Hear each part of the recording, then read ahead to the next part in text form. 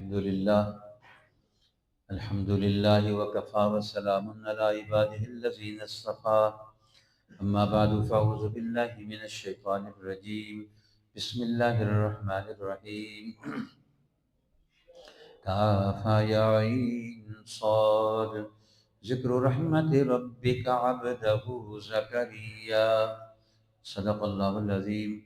محترم حاضرین، عزیز بزرگوں اور بھائیوں، آج 28 فروری 2026 10 رمضان المبارک اور 11ویں رات میں ہم نے قرآن حکیم کا نماز تراویح میں جو حصہ سنا ہے، جس میں سورہ مریم، سورہ طٰہٰ اور سورۃ الانبیاء، یہ تینوں صورتیں وہ ہیں جو مکہ مکرمہ میں نازل ہوئی ہیں، مکی صورتیں ہیں، اور یہ اسلام کے، قرآن حکیم کے اور نبی پاک صلی اللہ علیہ وسلم کی سیرت طیبہ کے آنے والے ادوار، دنیا کی ساری قوموں میں یہ کس طرح اپنا اثر نفوذ قائم کریں گے اور انسانوں کو دین حق کی برکت سے زندگی کے مراحل میں کن کن کامیابیوں سے گزرنا پڑے گا۔ تو اسلام کا بین الاقوامی دور قرآن حکیم کی تعلیمات کا وہ دنیا میں کیسے آگے بڑھے گا، کس کس طرح کے باصلاحیت لوگ ہر دور میں اس دین حق اور قرآن کی تعلیم کو لے کر وہ دنیا میں اپنا دور اور دین اسلام کی سربلندی کے لیے کردار ادا کریں گے۔ سورہ مریم میں اللہ جل شانہ نے انبیاء علیہ السلام کے واقعات بیان کیے۔ حضرت زکریا علیہ السلام، حضرت عیسیٰ علیہ السلام، حضرت ابراہیم علیہ السلام، حضرت موسیٰ علیہ السلام، حضرت اسماعیل، حضرت ادریس علیہ السلام، یہ جلیل القدر پیغمبر ہیں جنہوں نے اپنے اپنے دور میں اپنی قوموں کے اندر ایک بہت بڑی محنت اور جد و جہد کر کے ایک نیا دور پیدا کیا اور اگلے دور کی بنیاد ڈالی۔ ہر نبی پہلے محنت کر کے اگلے دور کی بنیاد ڈال دیتا ہے۔ اس طرح خود نبی اکرم صلی اللہ علیہ وسلم بھی اپنے دور کی محنت کی بنیاد ڈال کر قوم، عرب قوم کو، قریش کو وہ دین حق کے لیے کھڑا کر دیں گے، یہ آپ کی وراثت کو سنبھالیں گے۔ جس طرح حضرت زکریا علیہ السلام کا وارث، وہ ایسا کوئی طبقہ موجود نہیں تھا جو ان کا نسلی وارث ہوتا، تو نسلی وراثت تو ان کی نہیں تھی، اس لیے انہوں نے اللہ تعالیٰ سے دعا مانگی کہ اے اللہ تو مجھے وارث عطا فرما۔ میری جماعت میں ایسے لوگ موجود نہیں ہیں بیت المقدس میں، بنی اسرائیل میں، کہ جو میرے بعد اس انبیاء کے مشن کو سنبھال سکیں۔ وہ تو لگتا ہے رجعت پسند ہو جائیں گے، اپنے مفادات کی بنیاد پر سوچیں گے، دینی، قومی اور اجتماعی مفاد کی بنیاد پر کردار ادا کرنے کی صلاحیت نہیں۔ جی ہمارا دور واپس نہ چلا جائے، ریورس نہ ہو جائے، تو ہمیں وارث عطا فرما۔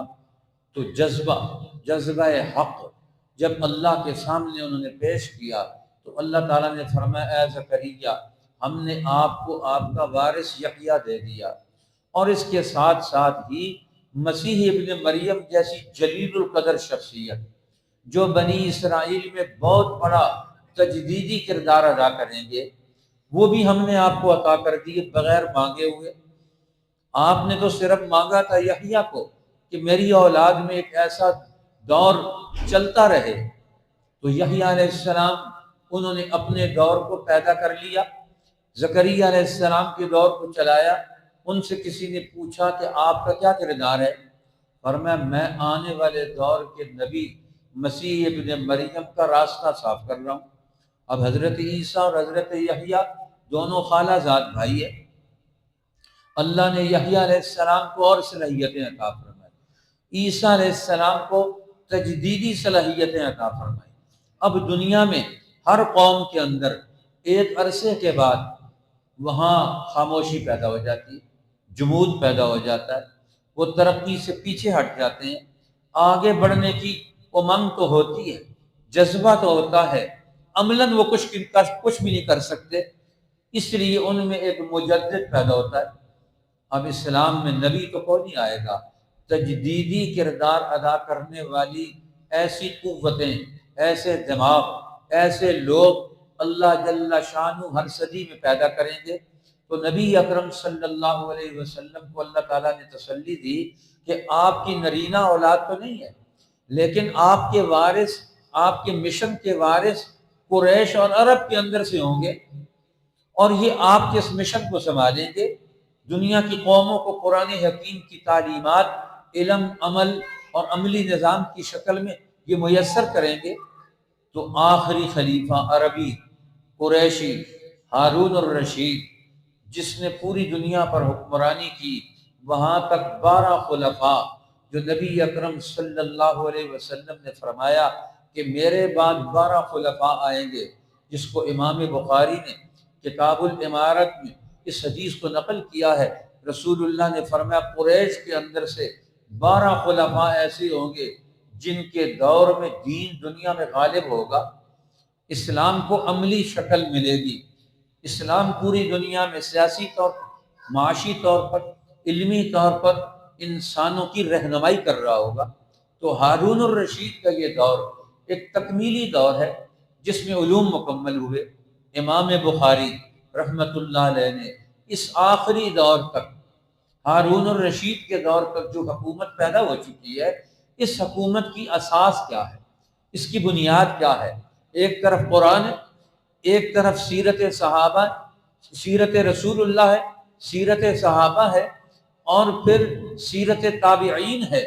اس کو امام بخاری نے منظم کر لیا، مرتب کر لیا، اگلے دور کی اساس علمی بنیاد مہیا کر دی۔ اس پچھلے پورے دور میں اسلام نے جو رہنمائی دی ہے اس کی بنیادیں کیا ہے؟ اب ظاہر ہے کہ مختلف علاقوں میں، ان سارے علاقوں میں یہ محدثین، فقہاء، یہ علماء، یہ بڑے بڑے فلسفی اور بڑے بڑے مدبرین امت جنہوں نے رسول اللہ کی احادیث جمع کر کے رکھی تھی، تو صرف جمع کر کے تو نہیں رکھی تھی، اس پر سوچتے تھے، غور کرتے تھے، معاشرے کا حصہ بناتے تھے۔ امام بخاری نے کیا کیا؟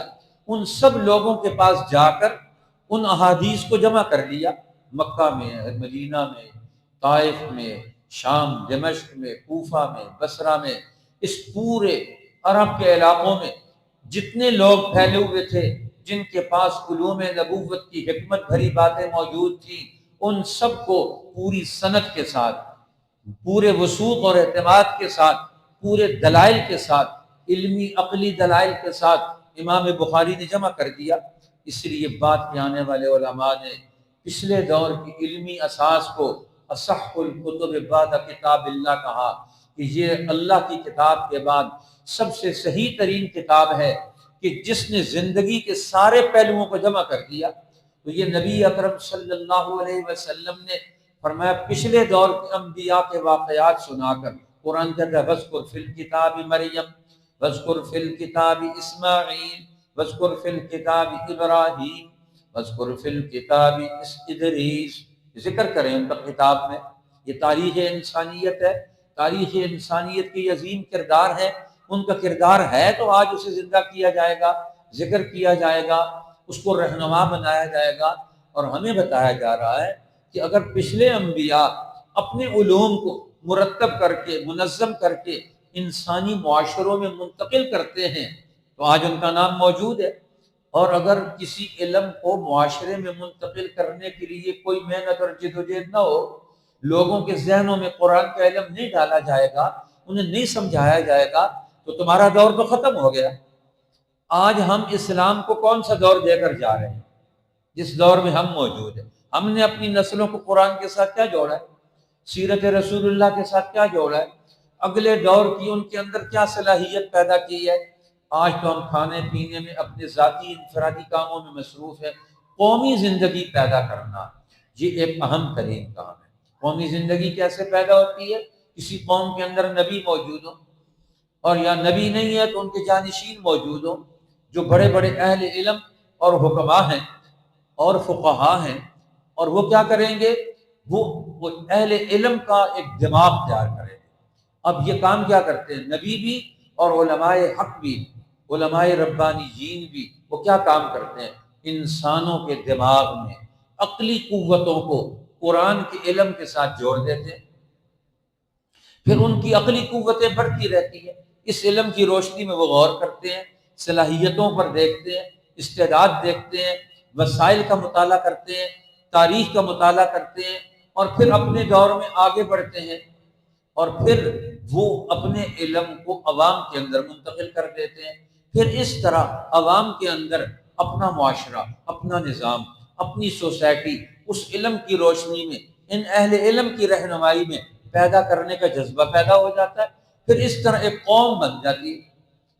تو قوم ویسے نہیں بنتی، ایک مرحلوں سے بنتی ہے، جن میں ایسے مدبرین، ایسے حکماء، ایسے علم رکھنے والے، اللہ اور اللہ کے رسول کا اور دین کا سچا علم جس کو زندگی کے ساتھ تطبیق دینے والے لوگ موجود ہوں، تو پھر یہ علم آگے بڑھتا ہے۔ اس لیے قرآن حکیم نے ان سارے واقعات کو سنایا کہ ایسی نسل تیار کرنا جس نسل کے اندر خوبصورتی ہو، جس نسل کے اندر اخلاق ہو، جس نسل کے اندر قوت اور طاقت ہو۔ اب کون سی قوت اور طاقت ہونی چاہیے؟ وہ اپنا خاندانی نظام بنا سکیں، وہ اپنے بڑوں کی قدر کرنے والے ہوں، اور پھر وہ کیا کریں؟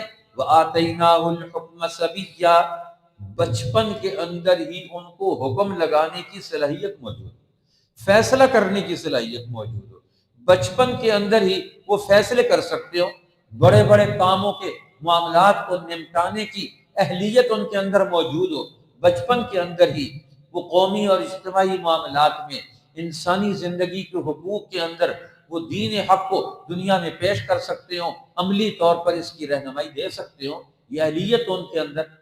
وہ کہتے ہیں کہ حضرت دانیال علیہ السلام یہ چھوٹے بچے تھے، ان کے دور میں بادشاہ کے سامنے ایک دفعہ ایک مسئلہ آیا، اس بادشاہ کو یہ مسئلہ پتہ نہیں چل رہا تھا، اس مسئلے کا حل کرے۔ اب گواہ موجود ہے، ایک کے پاس بھی دوسرے کے پاس بھی گواہ موجود ہے، اور مسئلہ بڑا نازک تھا، گھریلو نظام ٹوٹ رہا تھا، خاندانی نظام ٹوٹ رہا تھا، ان کے اوپر مرد اور عورت کے اوپر ضرب لگ رہی تھی، اور ان کی حیثیتیں ختم، ڈیمیج ہونے والی ہیں۔ تو اب حضرت دانیال چھوٹے بچے تھے، اور بادشاہ کو تو سمجھ نہیں آ رہی تھی، انہوں نے بچوں کو لیا اور بچوں کو لے کر وہاں بیٹھ گئے، عدالت لگاتے ہیں، انہوں نے کہا عدالت لگ گئی، وہ بیٹھ گئے، اور بیٹھ کر بچوں کو کہا، ایک کو مدعی بنایا، دوسروں کو مدعی بنایا، اور ایک کو گواہ بنایا، دوسرے کو گواہ بنایا۔ اب جو بادشاہ کی کیس کر رہا تھا مقدمہ، اسی مقدمے کو انہوں نے اپنے آپ پیش کر دیا۔ اب وہ کہتے ہیں کہ اب اس کا فیصلہ کریں۔ بادشاہ وہاں سے گزر رہا تھا، وہ کھڑا ہو گیا کہ یہ بچے کیا کھیل کھیل رہے ہیں، آج ہمارے بچے کیا کھیل کھیلتے ہیں، ان کو ان کی قومی زندگی، ان کی ذاتی گرمیں، ان کے گھر اور خاندان کی ترقی وہ کیسے ہو سکتی ہے؟ ان کے بچوں کے اندر وہ گیم ہی نہیں ہے، وہ کھیل ہی نہیں ہے جس کھیل سے وہ زندگی کی رہنمائی لے سکیں۔ اب وہ مقدموں کا فیصلہ کر رہے ہیں بچے ان کے۔ آج چین کی قوم کا حال دیکھ لیں، ان کے بچے کتنے بڑے بڑے کارنامے سر انجام دیتے ہیں، ترقیات کرتے ہیں، اور پھر اس کی بنیاد پر وہ آگے بڑھتے ہیں۔ تو اب انہوں نے مقدمہ لیا، اور اس مقدمے میں انہوں نے گواہوں کو بلایا، ایک گواہ کو بلا کر گواہ کو کہا بیان دے، اس سے بیان لیا، اس گواہ کو پیچھے چھپا دیا، اب تاکہ دوسرا گواہ اس کا بیان نہ سن سکے۔ دوسرے گواہ کو بلایا، اس کو فرمایا تو بیان دے، اس نے اپنا بیان دیا، پھر اس کو دوسری طرف بھیج دیا، وہ نہ سن سکے۔ پھر تیسرے گواہ کو بلایا، اس کا بیان لیا، اور اس کو دور دوسری جگہ بھیج دیا، اور پھر اس کے بعد چوتھے گواہ سے بیان لیا۔ سارے گواہوں کو الگ الگ بیان لے کر پھر ان سے فیصلہ کیا، ایک گواہ بھی غلط ہے، دوسرا گواہ بھی غلط ہے، یہ دو گواہ صحیح ہے۔ اب بادشاہ کو پتہ چل گیا کہ میں نے ایسے فیصلہ کرنا ہے، وہ بادشاہ، لیکن طریقہ کار اس کو آتا نہیں ہے۔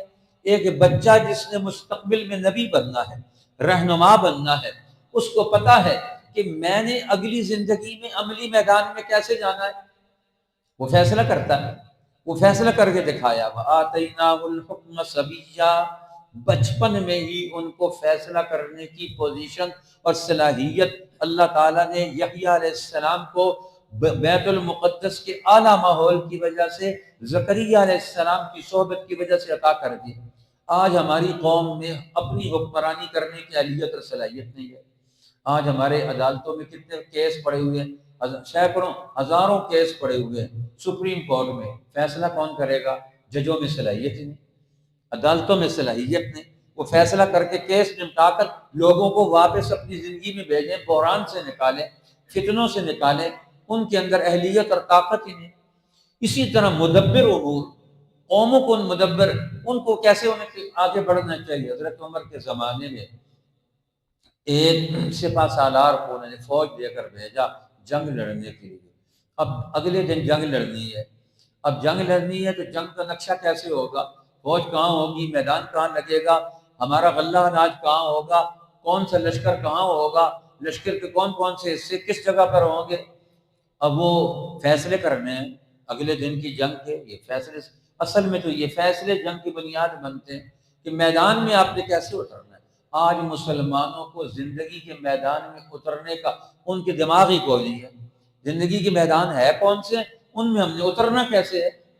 تو اب وہ امیر لشکر رات کو اپنے لشکر کا جائزہ لیتا ہے، ہر ایک خیمے کے پاس سے گزرتا ہے، بیس بدلا ہوا ہے، ایک خیمے میں پہنچا تو وہاں چند فوجی بیٹھے ہوئے بات چیت کر رہے تھے۔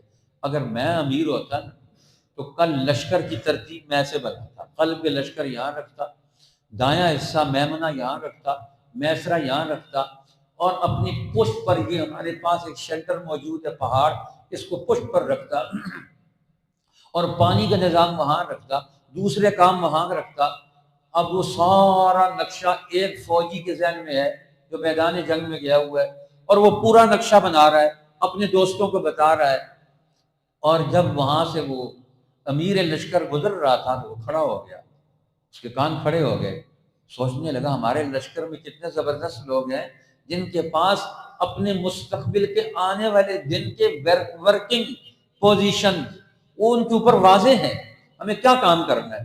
آج ہمارے پاکستان کے عوام کو، نوجوانوں کو، پڑھے لکھے لوگوں کو، ڈاکٹروں کو، انجینئرز کو اپنے آنے والے مستقبل کے بارے میں کیا ان کے خطوط اور نقشے ہیں، کیا ان کا ذہن موجود ہے کہ ہمارا ملک تعلیمی میدان میں، صنعت کے میدان میں، زراعت کے میدان میں، سیاسی اور تعلیمی میدان میں وہ کہاں کھڑا ہوگا 10 سال کے بعد، 20 سال کے بعد۔ ہمارے پاس کیا منصوبہ ہے؟ چلو حکمران نہیں بنا رہے، نیچے والے لوگ تو بنائیں، ان کا ذہن تو موجود ہو، وہ اپنے گھر میں تو اس طرح کے فیصلے کر کے اپنے گھر میں تعلیمی سلسلے کی بنیاد تو ڈال سکتے ہیں۔ قرآن حکیم یہ سمجھاتا ہے، اس لیے انبیاء علیہ السلام کی تعلیمات نے انسانوں کو زندہ بنا دیا، جاوید بنا دیا، طاقتور بنا دیا، عقل مند بنا دیا، فیصلہ کرنے کی طاقت ان کو مہیا کر دی۔ اس لیے سورہ مریم میں اللہ تعالیٰ نے یہ خلاصہ نکالا، مولانا عبید اللہ سندھی نے بہت دو خوبصورت باتیں فرمائی ہے۔ اللہ کے نبی آ کر دو بنیادی کام کرتے ہیں، ایک انسانوں کے ذہن میں، عقل میں اللہ کی توحید بٹھاتے ہیں، اور شرک ان کے اندر سے نکال دیتے ہیں، کسی کے غلام نہ رہیں، آزادانہ سوچ ہوئے، صرف ایک اللہ کی عبادت کریں، انڈر شیڈ کوئی ترقی نہیں کر سکتا۔ جو کسی کے ماتحت ہو گیا وہ مفلوج ہو گیا، اس کو پیرالائز ہو گیا، اس کی طاقت ختم ہو گئی۔ توحید کا عقیدہ ایسا ہے انسانوں کو زندہ کر دیتا ہے کہ شرک کو اختیار نہ کریں۔ اور دوسرا، ہر نبی کی یہ کوشش ہے کہ ہر آدمی ہمارا ماننے والا وہ صلہ رحمی کرے، اپنے خاندانی نظام کو ترقی دے۔ اب خاندانی نظام ترقی کیسے کرتا ہے؟ خاندان کے لوگ اگر زیادتی بھی کریں تو ان کی زیادتی کا جواب زیادتی سے نہیں دینا، نیکی کے ساتھ دینا ہے۔ سلمن قطعک، جو خاندان میں تجھ سے توڑے تو اس کے ساتھ جوڑ، واعف عمن ظلمک، جو تیرے ساتھ زیادتی کرے تو اس کو معاف کر۔ خاندانی نظام چلتا ہے معافی سے، خاندانی نظام چلتا ہے صلہ رحمی سے، خاندانی نظام چلتا ہے جو برائی کرے تم اس کے ساتھ نیکی کرو، برائی کا جواب نیکی کے ساتھ دو، اپنے خاندان کو ترقی کرو، اپ گریڈ کرو، ان کو گرومنگ دو، ان کو آگے بڑھاؤ، ان کے اوپر خرچ کرو، ان کی صلاحیتوں کو اس طرح بڑھاؤ، آپس میں الجھنیں مت پیدا کرو اپنے خاندانوں میں، وگرنہ تم بکھر جاؤ۔ تمہارا خاندان، اس کے اندر پیدا ہونے والی نسلیں، ان کے دل و دماغ میں صرف لڑائیاں رہ جائیں گی، نفرتیں رہ جائیں گی۔ ان کے ذہنوں میں پازیٹو چیزیں، آگے بڑھنے کی صلاحیت اپنی نسلوں میں منتقل کرو۔ وہ کیسے ہوں گی؟ ایک دوسرے کو معاف کرنا سیکھو، ایک دوسرے کے ساتھ بھلائی کرنا سیکھو۔ اس لیے قیامت کے دن ہر آدمی کو جہنم کے اوپر سے گزرنا پڑے گا۔ ان منکم الا واردها کان علی ربک حتما مقضیا، ہر ایک کو جہنم کے اوپر سے گزرنا پڑے گا۔ تو کہتے ہیں نا پل صراط ہے، جہنم کے اوپر اللہ نے جنت رکھی ہے، جہنم سے گزر کر، پل صراط سے گزر کر جنت ملے گی۔ اب جنت بعد میں ہے، جہنم پہلے ہے۔ ہم کون سا کام کر رہے ہیں؟ اگر جنت میں پہنچنا ہے تو جہنم کے کاموں کو کراس کرنا پڑے گا، ان کے اوپر سے گزرنا پڑے گا، ان کو نظر انداز کرنا پڑے گا۔ جنت بعد میں ہے، اس لیے ہم سمجھتے ہیں جنت پہلے ہے، پہلے نہیں ہے۔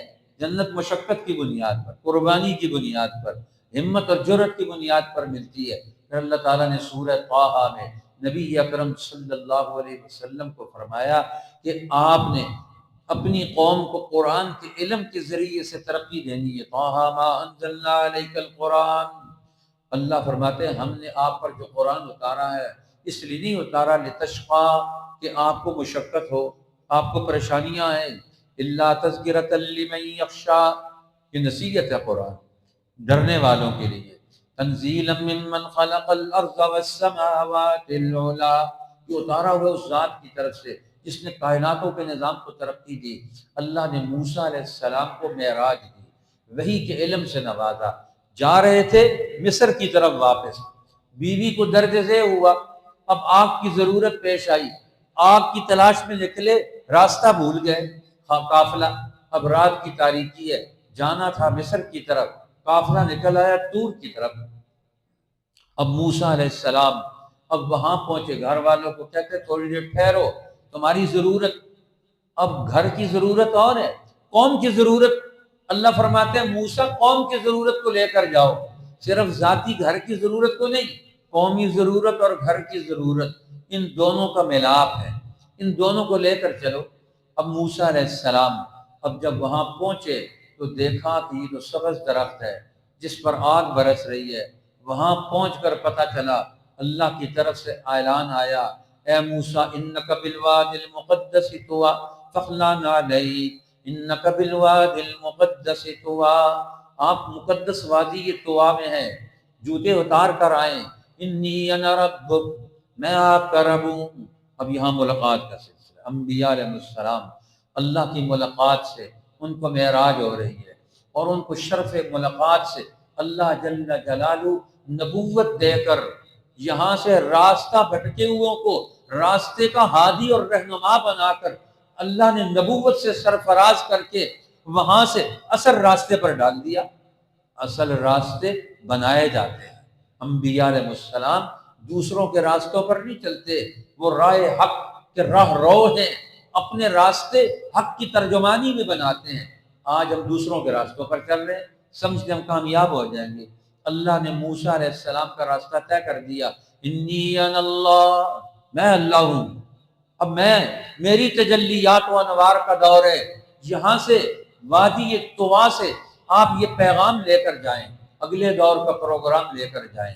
اور وہ پروگرام کیا ہے کہ آپ کو فرعون کی طرف نبی بنا کر بھیجا جا رہا، اذهب الى فرعون انه طغى، فرعون کے پاس پیغام لے کر جائیں، اپنی پوری قوم کو آزادی دلوائیں۔ اور میں جس طرح موسیٰ علیہ السلام نے اپنی قوم کو آزادی دلوائی، اسی طرح آپ بھی اپنی قوم عرب کو قرآن کی تعلیم سے ان کے ذہنوں کو طاقتور بنا کر ان کی قوتوں کو منظم کر دیں گے۔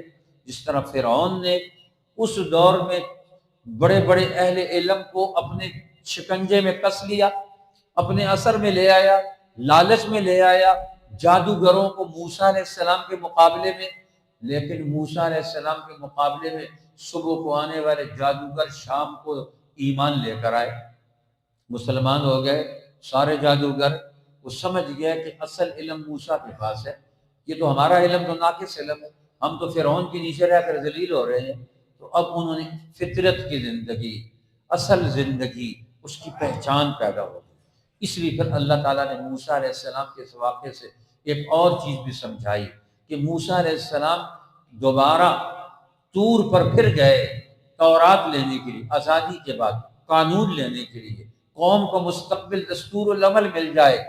تو پیچھے قوم نے بچڑے کو خدا بنا لیا، نیا قانون، نیا لیڈر، اور وہ کون تھا؟ سامری۔ اب سامری کو انہوں نے لیڈر بنا لیا، کردار اس کا ہے کوئی نہیں، اور اس میں قوم اس کی بات مان کر اس کے پیچھے چل رہی ہے۔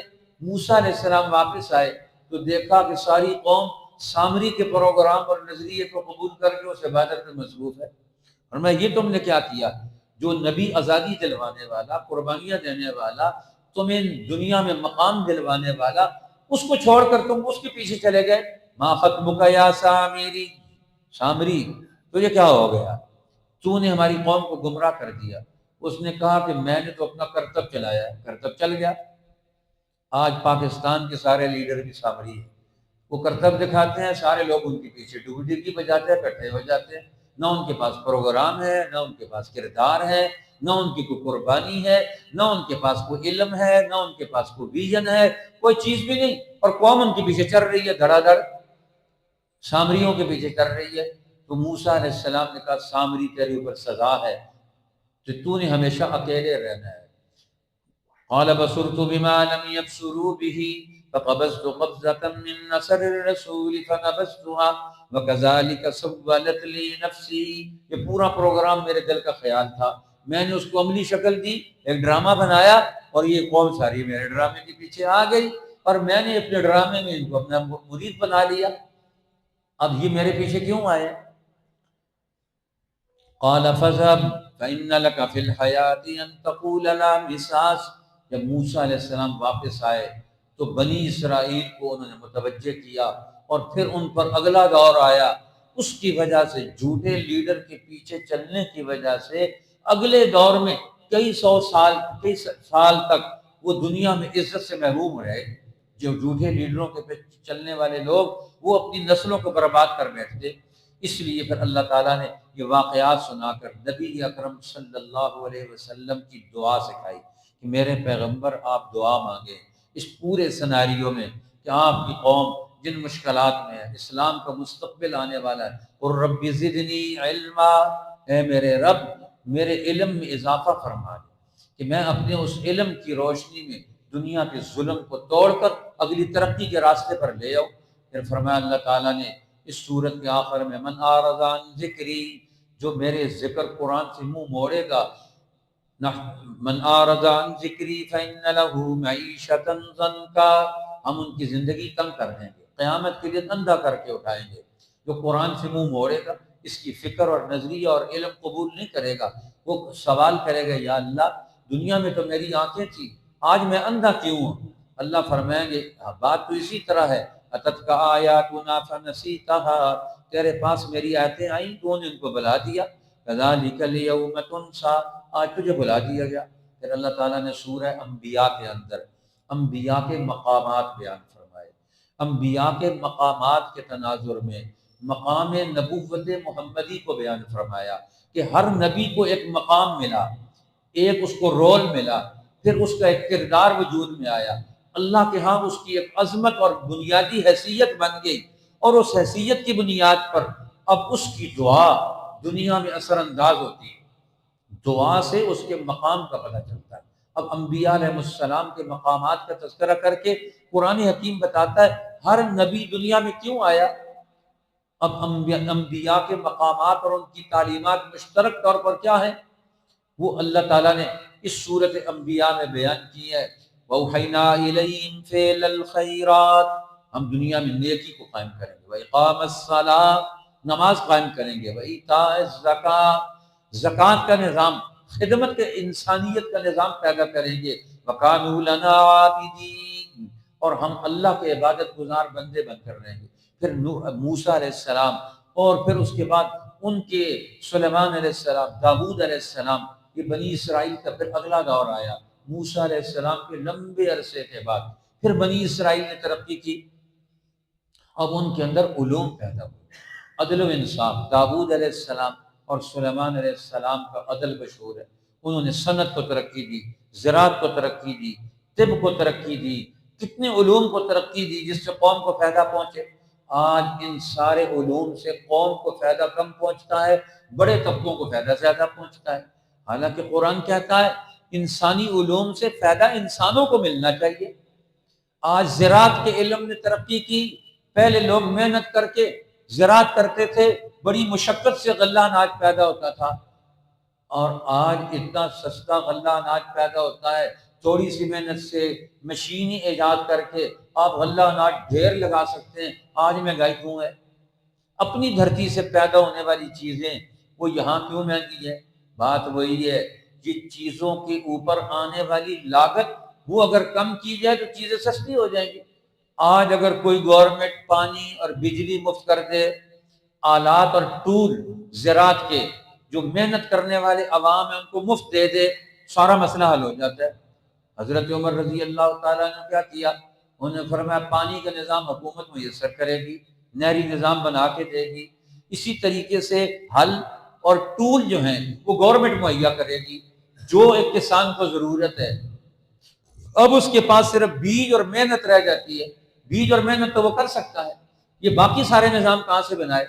آج ہمارے حکمران اس طرح کا کوئی نظام بنانے سے عاجز ہے۔ پھر قرآن حکیم سمجھاتا ہے، دیکھو حضرت یونس علیہ السلام کا واقعہ بھی یہاں بیان کیا کہ یونس علیہ السلام وَظَنُّونِ إِذْ ذَهَبَ مُغَاضِبًا، اپنی قوم کے اندر دعوت حق کا کام کیا، لیکن لوگوں نے مانا نہیں تو وہ وہاں سے نکل کھڑے ہوئے۔ اب اللہ تعالیٰ نے ان کو امتحان میں ڈال دیا، لمبا واقعہ آپ نے سن رکھا ہوگا۔ اب یونس علیہ السلام وہاں سے نکلے اپنے گھر والوں کو لے کر، تو راستے میں ندی پڑتی تھی، ندی سے گزر رہے ہیں۔ اب گزرتے ہوئے ایک بچہ گر گیا، بیوی ساتھ تھی وہ بھی بہہ گئی، دوسرا بچہ کنارے پر کھڑا تھا، وہاں گئے تو دیکھا اس کو بھیڑیا آیا، وہ اٹھا کے لے گیا۔ اب اکیلے تنے تنہا ہیں، سفر کرتے ہوئے جا رہے ہیں، کشتی میں بیٹھے اپنے علاقے کو چھوڑ کر، کشتی بھنور میں پھنسی تو لوگوں نے کہا ملا نے کوئی اپنے مالک کا بھاگا ہوا جا رہا ہے، لہٰذا اس کو ہم دریا میں ڈالیں گے سب بچ جائیں۔ یونس علیہ السلام نے فرمایا سب کا قرآن ڈالنے کی ضرورت نہیں، مالک کا بھاگا ہوا تو میں ہی ہوں، لہٰذا میں چھلانگ لگاتا ہوں۔ اب انہوں نے چھلانگ لگا دی، نیچے مچھلی کو اللہ نے حکم دے دیا یونس کو اپنے پیٹ میں جگہ دے دو۔ اب 40 دن مچھلی کے پیٹ میں رہے، اب وہاں سے اللہ کو پکارتے ہیں، نادا فی الظلمات اللہ الہ الا انت سبحانک انی کنت من الظالمین۔ مچھلی کے پیٹ کا اندھیرا، پانی کا اندھیرا، رات کی تاریکیوں میں اللہ کو پکار رہے ہیں اور وہاں ذکر کر رہے ہیں۔ ذکر الہی میں بڑی طاقت ہے، جہاں سارے راستے بند ہو جاتے ہیں وہاں سے انسان کو زندگی اور طاقت ملتی ہے۔ اب یہ ذکر اتنا عظیم تھا کہ عرش تک اس کی آواز، اس کی دستک پہنچ رہی تھی۔ آسمانوں کے فرشتے آپس میں تبصرہ کرتے ہیں، جی اللہ کا نام لینے والا بندہ، یہ آواز تو آ رہی ہے، صوت نحیف، یہ تو بڑی کمزور آواز ہے، لیکن صوت مألوف، یہ عرش پر، آسمانوں پر یہ تو جانی پہچانی آواز ہے، لیکن آواز بہت کمزور ہے، آواز بہت مدھم ہے، آواز بہت دھیمی ہے، وجہ کیا ہے؟ اب ان کو پتہ چلا یہ تو یونس کی آواز ہے، فی بطن الحوت، مچھلی کے پیٹ میں اللہ کو پکار رہے ہیں، ونادى فی الظلمات اللہ الہ الا انت سبحانک انی کنت من الظالمین۔ اللہ کی الوہیت کا اقرار کرنا، اپنی قسم پرسی کا اعتراف کرنا، اپنے عجز کا اظہار کرنا، یہ اللہ کو سب سے زیادہ پسند ہے۔ اللہ تعالیٰ فرماتے ہیں اگر سورہ صافات میں اگر یونس علیہ السلام مچھلی کے پیٹ میں یہ دعا نہ مانگتے تو لَلَبِثَ فِی بَطْنِهِ إِلَىٰ یَوْمِ یُبْعَثُونَ، قیامت تک مچھلی کے پیٹ میں رہتے، لیکن اس تسبیح نے ان کو ترقی کا، انقلاب کا راستہ دے دیا، اگلا دور ان کو دے دیا۔ انسان کا عزم، ہمت، وہ ہارنی نہیں چاہیے، مایوس نہیں ہونا چاہیے، مایوس نہیں ہوگا تو وہاں سے نکلے گا۔ 40 دن کے بعد باہر نکلے، اللہ نے باہر نکلے یونس علیہ السلام مچھلی کے پیٹ سے باہر نکل کر مچھلی کو حکم دیا دریا کے کنارے ڈال دے، اور ادھر سے اللہ تعالیٰ نے کدو کی بیل کو حکم دیا، یقطین، کدو کی بیل اگا دی، بڑے بڑے پتے، کدو میں بڑی تاثیر ہوتی ہے، لوگ کدو کھانے سے بھاگتے ہیں، حالانکہ بہت ساری بیماریوں کا علاج بھی ہے۔ بہرحال اب ادھر سے جنگل کی ہرنی کو اللہ تعالیٰ نے آرڈر کر دیا کہ تم نے دن میں 2-3 دفعہ آ کر یونس علیہ السلام کو دودھ پلانا ہے، وہ آتی ہے اور آ کر دودھ پلاتی ہے۔ اب چونکہ جسم پلپلا ہو گیا، جس طرح چھوٹا سا بچہ ہوتا ہے، اب پیدا ہونے والا بچہ اس کا وجود کمزور ہوتا ہے، یہی حال تھا۔ پھر کچھ عرصے کے بعد 40 دن کے قریب کا نیا چلہ انہوں نے وہاں گزارا، پھر طاقتور ہوئے، قوم کے پاس جب واپس پہنچے، گھر بھی آباد ہے، بیوی بھی وہاں موجود ہے، بچہ بھی موجود ہے، قوم توبہ کر کے پھر اللہ کی عبادت میں، انصاف میں، حقوق کی ادائیگی میں مصروف ہے، ورنہ ان کے اوپر یونس علیہ السلام نکلے، عذاب کے آثار آئے، انہوں نے توبہ کر لی، تو یونس علیہ السلام کا ایک نیا دور پیدا ہو گیا۔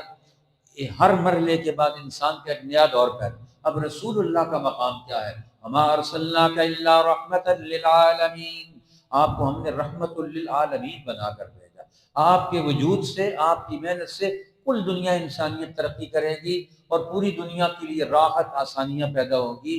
اللہ جل شانہ ہمیں قرآن حکیم کی تعلیمات پر عمل نصیب فرما دے۔ اللہم لک الحمد۔